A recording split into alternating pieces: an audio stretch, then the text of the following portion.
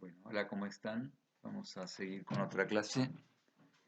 Eh, Vamos a trabajar con dos unidades del texto de Klimovsky, Las desventuras del pensamiento científico.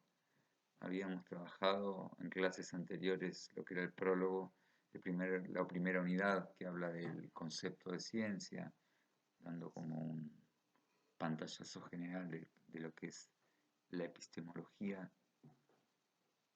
Y en ese segundo capítulo habíamos tratado el tema de la base empírica de la ciencia, ¿sí? Todo lo que tiene que ver con lo referencial de la ciencia, aquello sobre lo cual se quiere investigar. Habíamos dicho, ¿no? Las teorías científicas como conjeturas acerca de lo que es el mundo, o las comunidades, o las relaciones. Y esto tiene que ver con el mundo exterior, con el referente del mundo exterior. Y la base empírica viene siendo esa experiencia que se tiene sobre ese mundo exterior. Habíamos hablado de las observaciones, de los distintos tipos de observaciones, de la distinción entre la base empírica y la base teórica. Y ahora vamos a hablar en este capítulo, en esta unidad 3, otro aspecto fundamental del campo de la ciencia y del hombre en general, que es el lenguaje. No, creo que lo habíamos dicho ya, que no hay ciencia sin lenguaje, ¿sí? El lenguaje es un elemento fundamental en la ciencia. Todo lo que se hace en ciencia se hace a partir del lenguaje, ¿no? De las clases, investigaciones, publicaciones, papers, congresos, exposiciones. Todo requiere de un lenguaje que es de alguna manera el vehículo que permite transmitir y explicitar las distintas investigaciones y las producciones de conocimiento que se van realizando. Como nota al margen, porque ya después el desarrollo de Klimovsky es más ortodoxo, sí vamos a decir que desde hace bastantes años ya lo que se dio en llamar en la ciencia el giro lingüístico, se empezó a poner una mirada mucho más exhaustiva y más crítica acerca del lenguaje, dando cuenta de que no es un simple vehículo que transporta el conocimiento de manera neutral o aséptica, sino que tiñe ese contenido de conocimiento con su propia estructura, ¿sí? El lenguaje de alguna manera trae el conocimiento, pero deja algo de sí cuando le llega eh, al, al científico, ¿sí? No hay un lenguaje que sea neutro. El lenguaje también es un rasgo de las identidades históricas, ¿sí? ¿Qué se dice y qué no se dice? ¿Cómo se lo dice? ¿Qué relaciones se establecen? ¿Cuáles no se visualizan? Todo esto conforma todo un universo que el lenguaje va construyendo y que vehiculiza el conocimiento, ¿sí? En algún punto se dice que es performativo, ¿sí? El lenguaje como performativo, como es que performa quiere decir que le da forma, una determinada forma, un determinado molde para que ese conocimiento sea transmitido. Nosotros, por supuesto que el lenguaje, podemos hablar de que la unidad del lenguaje es la palabra, la palabra, cada palabra, a las cuales los lógicos suelen llamarle términos. Un término es, refiere a entidades, a relaciones, a estados de aquello que se quiere de alguna manera investigar o enunciar. Es son como de alguna manera los ladrillos que nos permiten estructurar el lenguaje y comunicar. Y en principio podemos decir, Klimovsky señala que podemos distinguir entre términos presupuestos, ¿sí?, y términos específicos o términos técnicos. ¿Cuáles son los términos presupuestos? Bueno, son aquellos que solemos utilizar no solo en el lenguaje científico, en la ciencia, sino en el lenguaje cotidiano, en el lenguaje del día a día, y que en general no deberíamos tener que explicitar el significado. Cuando nos comunicamos a través de este tipo de términos, hay un consenso, que hay códigos comunes y significaciones que compartimos y que no tenemos que andar explicando. Cuando hablamos de el sol, más allá de si lo estamos utilizando dentro de la vida cotidiana o dentro de un tratado de astronomía, todos sabemos de qué estamos hablando. Eso es un término presupuesto.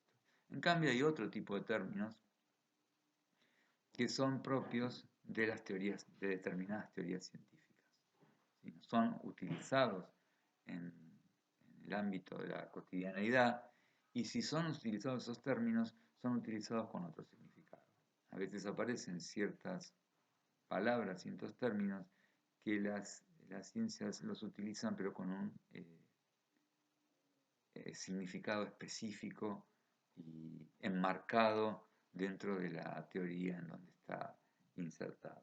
¿Sí? Si yo hablo por ejemplo, de hábitus, que es un concepto de la sociología, de un determinado sociólogo, yo tengo que decir, estoy hablando de hábitus en el sentido que lo expresa Pierre Bourdieu, el sociólogo Pierre Bourdieu, y que básicamente el significado es este.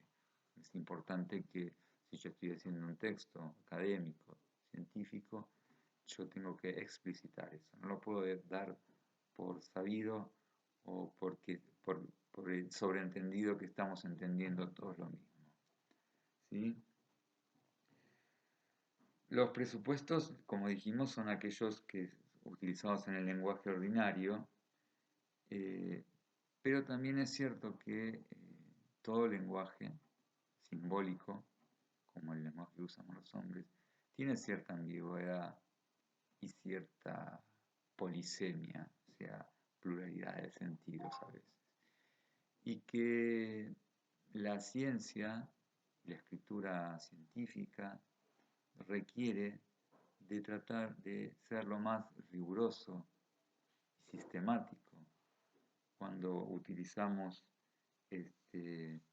algunos términos para que no se presten a diversas interpretaciones. Esto, que pareciera sencillo, no lo es tanto, y siempre puede pasar que haya ciertas malas interpretaciones o disparidad de interpretaciones, porque siempre no hay término que no tenga que ver con el contexto en el que se enuncia, y bueno, esto a veces genera algún ruido, alguna confusión.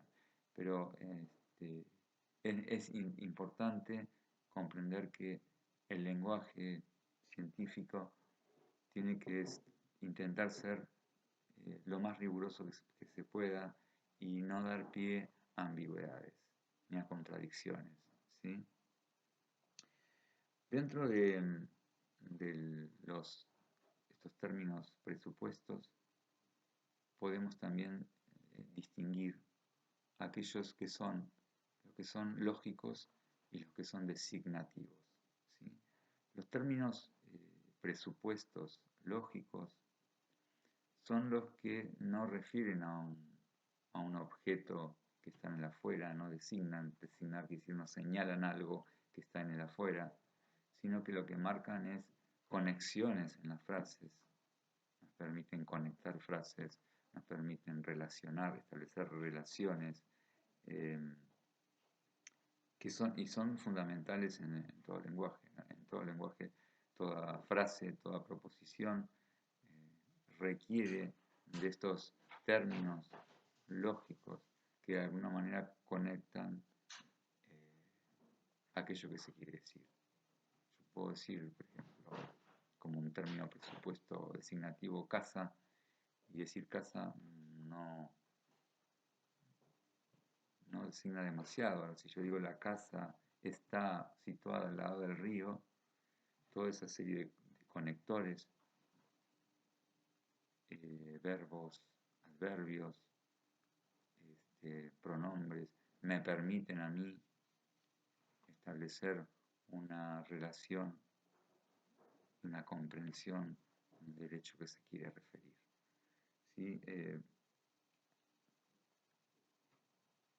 Y luego están los que llamamos términos presupuestos designativos que tienen una función referencial, refieren a algo, ¿no? A algún tipo de entidad, una cualidad, una propiedad, puede ser una operación matemática,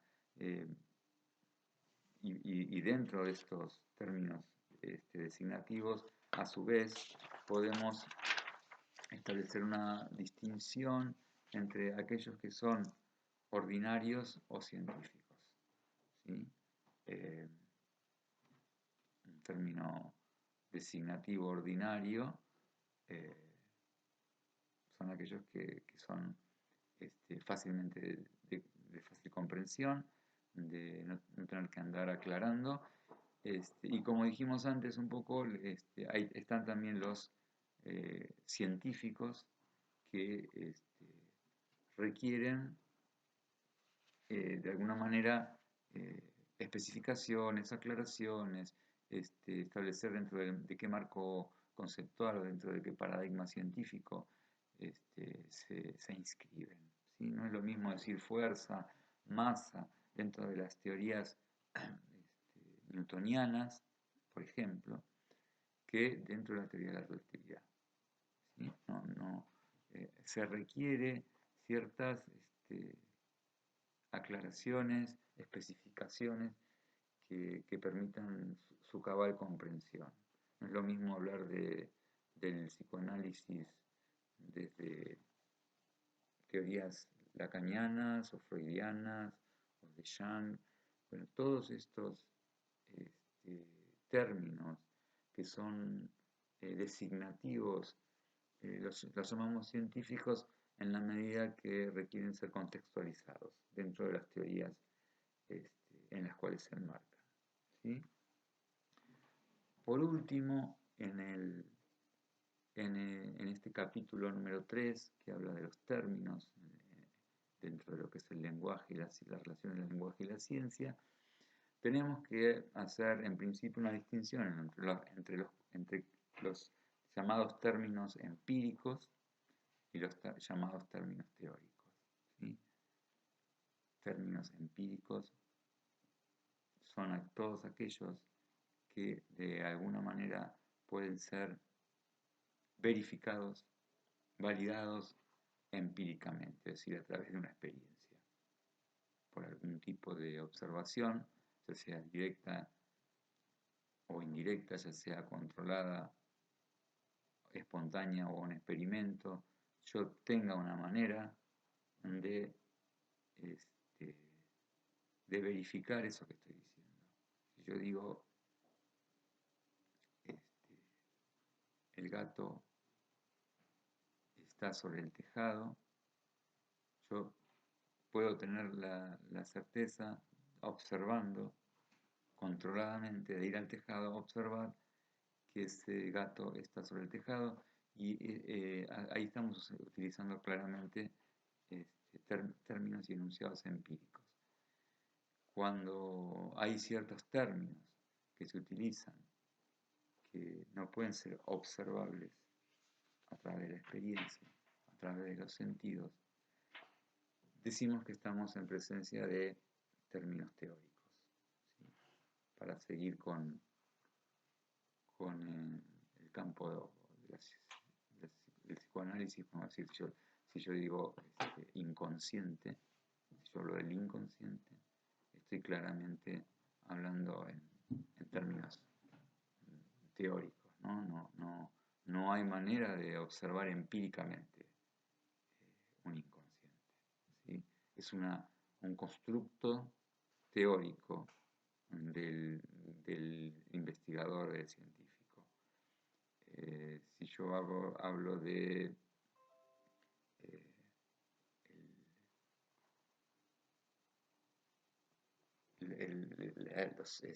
el aparato psíquico, estoy estructurando teóricamente el mundo. Cuando hablo de partículas elementales, cuando hablo de fuerzas gravitacionales, cuando hablo de átomos, estoy hablando en términos teóricos.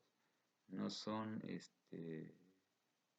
verificables empíricamente, ¿sí? Esta distinción es bien importante tenerla en cuenta y saber que muchas veces en algunos paradigmas, como los de ciertos posicionamientos ortodoxos en el positivismo, se dice que todo lo que se halla en la zona teórica no es rigurosamente científico porque estaría en lo que se da a llamar el campo de la metafísica. Recuerden que cuando empezamos con Klimovsky decíamos que la ciencia lo que trata es de producir y verificar el conocimiento, ¿sí? Toda la epistemología científica, en el sentido restringido, lo que busca es estudiar las maneras, los modos en los cuales, a través de los cuales la ciencia produce y valida el conocimiento. Y para validar el conocimiento, muchos señalan que se requiere poder tener experiencia acerca de ese conocimiento. Como dijimos antes, yo te puedo decir que hay vida extraterrestre en el universo y esto en tanto no puede ser observado empíricamente, es difícil de ser validado. Por lo tanto, no podríamos decir que estamos parados dentro del conocimiento científico, ¿sí? Bien, entonces, armamos un cuadro de los distintos términos que se usan. Por un lado, los términos presupuestos y los términos específicos. Y dentro de los términos presupuestos están los lógicos, ¿sí? Y los designativos. Y dentro de los designativos podemos distinguir a su vez aquellos términos que son ordinarios y aquellos que son científicos, ¿sí? Este sería un resumen, una síntesis bastante acotada de lo que es la unidad 3.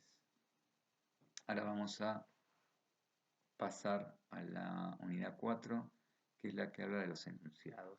Seguimos dentro del mundo o el universo del lenguaje, ¿no es cierto? Si dijimos que los términos son los ladrillos a través de los cuales se construye el lenguaje, lo que le brinda sentido, cohesión y capacidad de significación es un enunciado, ¿no? El enunciado es lo que establece no solo los referentes sobre los cuales hablamos, sino también las conexiones lógicas que queremos significar. Vuelvo a decir, si yo digo la palabra casa, yo me puedo hacer la imagen de la casa, pero no mucho más que eso. Si yo puedo decir la casa pertenece a las clases populares de Inglaterra del siglo XVI, yo estoy estableciendo toda una serie de conexiones lógicas y de relaciones que permiten decir que ahí estamos en presencia de un enunciado científico, en un enunciado. ¿Y qué características tiene que tener un enunciado para ser científico? Bueno, básicamente tiene que ser un enunciado, lo que llamamos enunciados proposicionales, ¿sí? Es decir, que digan algo de algo, que señalen algo de algo que pueda ser verificado. No es un término que podamos usar o que no nos sirva, que nos sirva a los efectos del campo de la ciencia, un enunciado imperativo, un enunciado subjuntivo, un desiderativo, porque no hablan algo así, sino que tiene que ver con una orden que se da, con un estado de ánimo, con un deseo, y no está planteado en términos de decir algo de algo que tenga que ver con producción de conocimiento. O sea que estamos hablando de términos de enunciados proposicionales, ¿sí? O vimos que los llama declarativos, ¿sí? Dentro de estos enunciados, Klimovsky establece una clasificación que es bien explícita y clara y que nos permite ir comprendiendo muchas cuestiones que tienen que ver con el lenguaje y con la ciencia. En principio hay un primer nivel de enunciados, a los que llamamos enunciados empíricos básicos, ¿sí? Enunciados empíricos básicos o de primer nivel. Son aquellos enunciados proposicionales que hablan en términos de singularidad o de muestras finitas, ¿sí? Este tipo de enunciado, este nivel de enunciado empírico básico, utiliza dos tipos de términos, recordando un poquito lo que hablamos ya. Términos lógicos, todo enunciado proposicional los requiere, y por otro lado necesita cierta singularidad, dentro de esta singularidad tienen que aparecer términos empíricos. Por eso son enunciados empíricos básicos. Términos empíricos y términos lógicos. Y tiene que ser singulares o muestrales, ¿sí? Quiero decir, tengo que hablar de un objeto singular o de una muestra, pero una muestra quiere decir es un grupo de objetos o de entidades que sea accesible, es decir, que yo lo pueda medir fehacientemente, tenga que tener la posibilidad, las herramientas para ser medible fehacientemente, ¿sí? Yo digo, los alumnos de epistemología de la motricidad humana de la cursada, del primer cuatrimestre de la cursada 2020 son 16 estudiantes, ¿sí? Si bien estoy hablando en términos que hay 16 personas, digamos, el núcleo es la cursada del primer cuatrimestre del 2020, es una entidad singular, digamos, ¿sí? ¿Y qué características tiene? Tiene términos lógicos, tiene términos empíricos, ¿sí? Y es del orden de lo singular. Y yo lo puedo verificar. Voy al listado, miro campus, miro el listado y efectivamente puede ser verificado o refutado en la medida en que sea o no verdadero, ¿sí? También puede, como les dije, puede ser una muestra, un porcentaje de una muestra. Si yo digo, por ejemplo, el 60% de los estudiantes de la primera cursada de epistemología del primer cuatrimestre de 2020 son mujeres, estoy estableciendo, es una muestra finita, no es una singularidad, es un porcentaje de una muestra, pero que es accesible, que es fácilmente verificable. Entonces, decimos, si se dan estas condiciones, que estamos en presencia de un enunciado empírico básico, o también lo llamamos de primer nivel. Si yo digo, por ejemplo, los granos de arena de la playa Bristol de Mar del Plata, si bien los granos de arena de la playa Bristol es un conjunto finito, no es infinito, no es accesible, no lo puedo medir, por lo tanto no estaríamos dentro de lo que llamamos el enunciado empírico básico, ¿sí?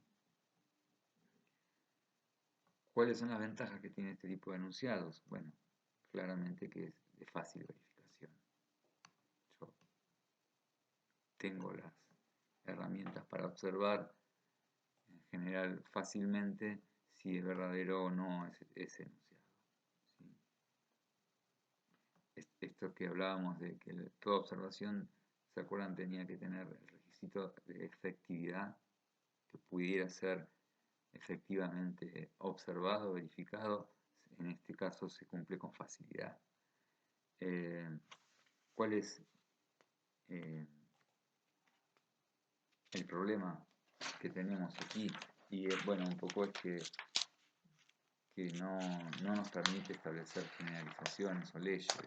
Nos quedamos en un plano muy de singularidad, y si, como pretenden algunos,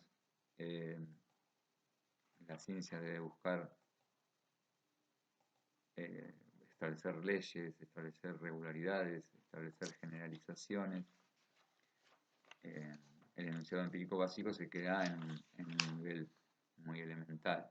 Necesitamos otro tipo de enunciados que vayan por otros carriles, ¿sí? Me quedo en un enunciado empírico básico, me quedo en un nivel muy descriptivo, ¿sí? ¿Cuál es el nivel 2? Las llamadas generalizaciones empíricas. Acá ya empezamos a pensar en términos de generalidades, de regularidades, ya no en términos singulares, ¿sí? En términos de leyes. ¿Se acuerdan que hablábamos que para el positivismo hablamos de búsqueda de leyes universales, por eso las llamamos ciencias nomotéticas? Nomos, ley, busca leyes, regularidades. Y acá, al igual que las empíricas básicas, ¿qué términos utilizan? También los lógicos y los empíricos. Pero ¿cuál es la diferencia? Que no buscan enunciados singulares, sino que buscan generalizaciones, regularidades, uniformidades. Todos los hombres son mortales, por ejemplo. Me permite establecer una regularidad, una ley que rige a todos aquellos que son mortales. De alguna manera podemos decir que estos enunciados empíricos generales son leyes empíricas, ¿sí? Son leyes que se establecen a partir de la experiencia. En este sentido hay que hacer una distinción. Una cosa es una generalidad universal y otra cosa es una generalización accidental. Puede haber ciertos hechos que se dan empíricamente, pero no responden a una ley científica, sino a una simple cuestión azarosa o accidental o contingente, ¿sí? Creo que Klimovsky da un ejemplo, dice, todos los miembros de la comisión directiva del Clutal son pelados. Si bien hay una generalización, todos son pelados. De ninguna manera puedo establecer una ley universal con eso, ¿sí? Es una simple contingencia. Si yo subo un colectivo y digo, todos los pasajeros que están en este colectivo son hombres, no puedo hacer una generalización con eso o establecer una ley con eso. Es una simple contingencia. Contingencia quiere decir algo que puede o no suceder. En cambio, las leyes universales son necesarias. Necesariamente tienen que suceder. ¿Sí? Cuando yo digo todos los hombres son mortales, necesariamente el hombre tarde o temprano va a morir. ¿Sí? Si yo digo un cuerpo cae con una velocidad de aceleración de 9 metros por segundo, no es que puede pasar o no puede pasar. ¿Sí? Es una ley universal y necesariamente tiene que pasar. Dentro de este segundo nivel de generalizaciones, que llamamos generalizaciones empíricas, distinguimos 4 tipos diferentes. Por un lado, las más utilizadas por la ciencia, un poco la que venimos hablando recién, que son las generalizaciones universales.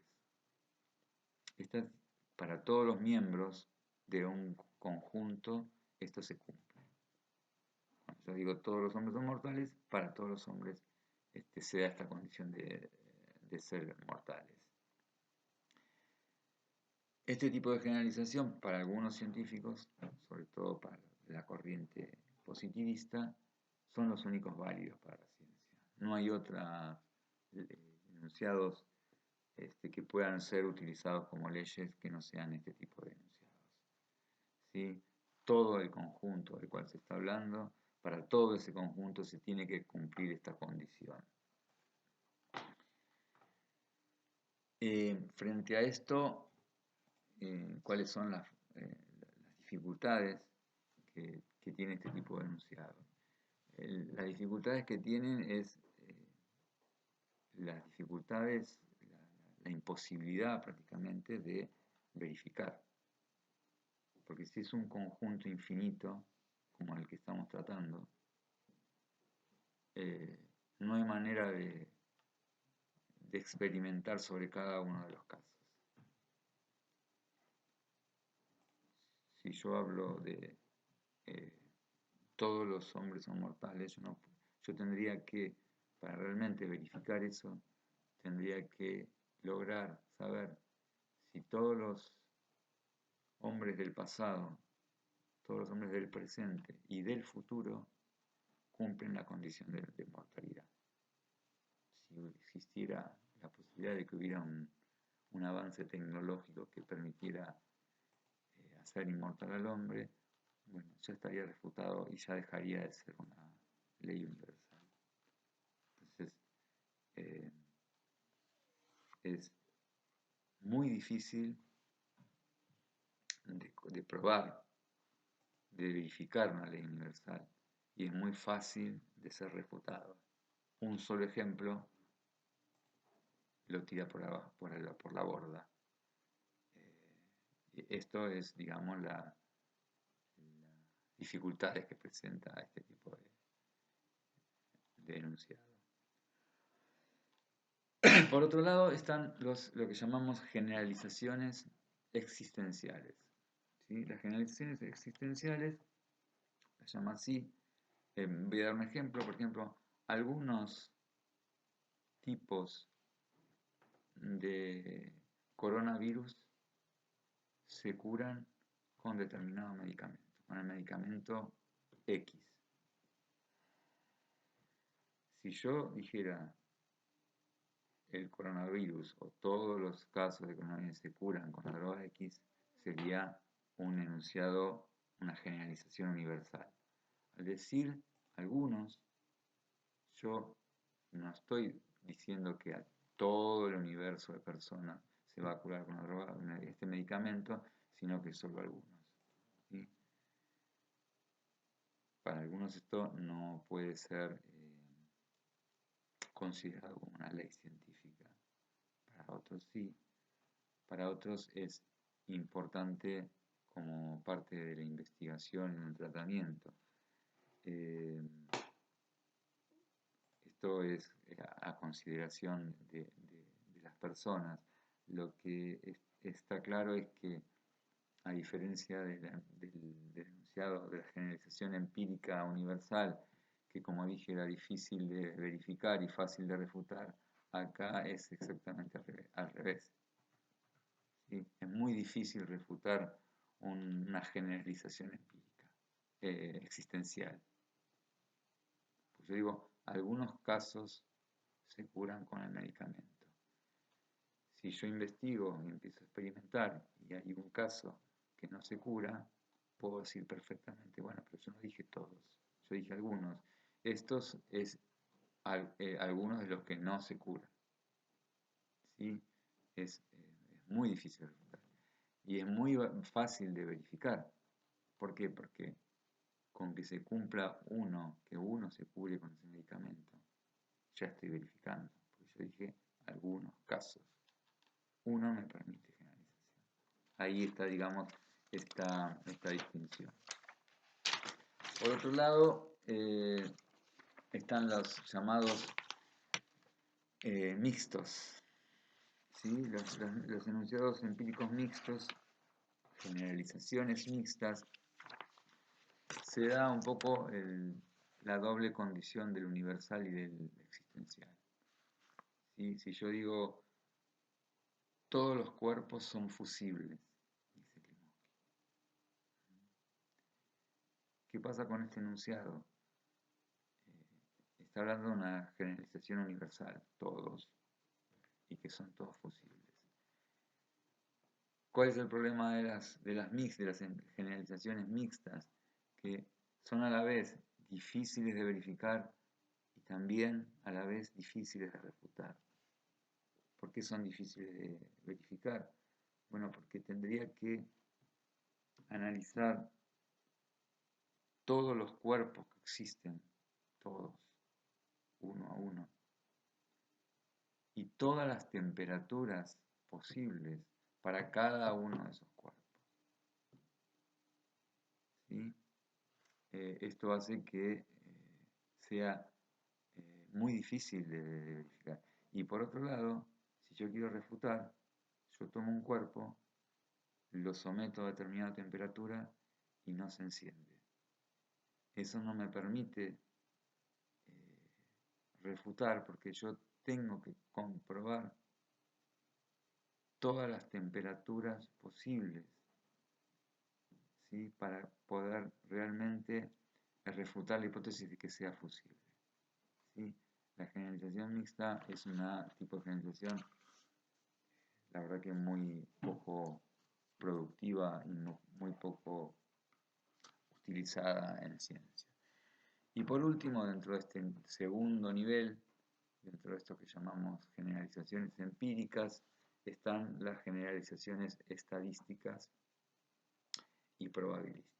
O sea, cuando se trabaja con porcentajes, cuando se trabaja con probabilidades, que pueden ser poblaciones infinitas o finitas pero no accesibles. ¿Sí? Cuando hablamos si nosotros hablamos de un porcentaje de una población finita accesible, estamos en términos, acuérdense, del primer nivel, de un enunciado empírico básico. Si en cambio es finita pero es inaccesible, hablamos en términos de probabilidades o de porcentajes. ¿Sí? Por ejemplo, si yo digo el nacimiento de una persona existe un 0.51 de probabilidades de que sea varón, estamos estableciendo una generalización de tipo probabilístico. ¿Sí? Cuando hablamos cuando hablamos de conjuntos infinitos, lo que tenemos que trabajar es con cálculos probabilísticos, o enunciados probabilísticos. Si es finito, podríamos hablar en términos de porcentajes. ¿sí? Son también muy útiles para la ciencia, muy productivos, sobre todo en las distintas fases de investigación, eh, pero a la vez para algunos posicionamientos ortodoxos, en la medida que no puedo hacer una ley universal con eso, no podríamos hablar de ley científica. Y por otro lado también es cierto que como los mixtos son difíciles de verificar y difíciles de refutar, porque en esos porcentajes, con esas probabilidades, se juega la posibilidad de refutar y de verificar. Entonces, resumo, por un lado un primer nivel, enunciados empíricos básicos, por otro lado un segundo nivel, que son generalizaciones empíricas, las llamadas leyes universales, dentro de las cuales distinguimos las generalizaciones universales, las generalizaciones existenciales, las generalizaciones mixtas y las generalizaciones estadísticas o probabilísticas. Y por último, un tercer nivel en los cuales ya no estaríamos en la base empírica, sino en la zona teórica. Son los llamados enunciados teóricos, que pueden ser puros o pueden ser mixtos. Vuelvo a decir lo que ya les dije antes, que estos términos teóricos, en la medida que no admiten ser sometidos a una verificación empírica, para algunos no entran dentro del campo de la ciencia, sino del campo de la metafísica. Si no es verificable empíricamente, lo consideran fuera de todo análisis científico. Esto, por supuesto, es muy discutible, ¿sí? En la medida en que yo construyo un modelo teórico que explique un evento, un acontecimiento, una determinada conducta o comportamiento, a pesar de su imposibilidad de verificarlo empíricamente, si me puede predecir y establecer una regularidad y lo explica bien, puede ser potente y efectivo, más allá de su existencia o no real. ¿Sí? Vuelvo a decir, yo en el campo de la psicología, si a mí el, el enunciado teórico del inconsciente, que es un concepto claramente teórico, me permite comprender ciertas conductas compulsivas, obsesivas, psicóticas del sujeto, claramente yo lo puedo utilizar como una herramienta teórica y de conocimiento válida. ¿Sí? Muchos de las grandes teorías, digamos, cierran toda su construcción a través de ciertas construcciones teóricas, ¿sí? Que dan armazón a todo el andamiaje teórico. En el caso de los enunciados teóricos puros, son aquellos que solo utilizan términos lógicos, como todo enunciado dijimos, y términos teóricos. En un enunciado teórico puro no hay ningún enunciado de tipo teórico. Ningún enunciado de tipo empírico. ¿Sí? Los llamados mixtos, enunciados teóricos mixtos, son aquellos que tienen, además de los enunciados lógicos y los teóricos, algún tipo de término empírico que me permita establecer un puente, ¿sí? Para poder enlazarlo con el campo de la empiria. ¿Sí? Son como puentes, son como enlaces. También solemos hablar en términos de ciertas reglas de correspondencia que se dan para poder darle entidad a estos enunciados teóricos. Bien, esto sería la unidad número 4, que tiene que ver con los enunciados y que cierra con estas dos unidades, 3 y 4, las relaciones que establecemos entre lenguaje y ciencia. Lo que nosotros tenemos que lograr ahora es, ustedes como futuros licenciados, de ir aprendiendo a manejar el lenguaje científico, el lenguaje académico, con conocimiento, con las debidas bases, con la rigurosidad que requiere este tipo de escritura, ¿sí? La escritura académica necesita la claridad y la rigurosidad para ser comprendida, y a su vez requiere que ciertas cuestiones no sucedan. Por ejemplo, lo que vamos a trabajar en lógica después, que es el principio de contradicción, que pareciera que es una tontería, pero que pasa muchas veces. Yo no puedo en un mismo trabajo, en un mismo texto, en una misma explicitación, decir algo y al rato decir exactamente lo contrario, o decir algo que contradiga lo que dije anteriormente. El texto tiene que tener la coherencia, ¿sí? La coherencia conceptual, en la cual no haya fragilidades, no haya grietas, no haya contradicciones. Bien, en la próxima clase empezamos a trabajar lo que es el otro gran componente del conocimiento científico, que es la lógica, ¿sí? Hablamos de la experiencia, de la empiria, hablamos del lenguaje y ahora tenemos que hablar de la lógica, que tiene que ver con el razonamiento. Cómo pensamos científicamente, cómo tenemos que hacer para razonar científicamente. Y ese es el campo de la lógica. Lo dejamos acá.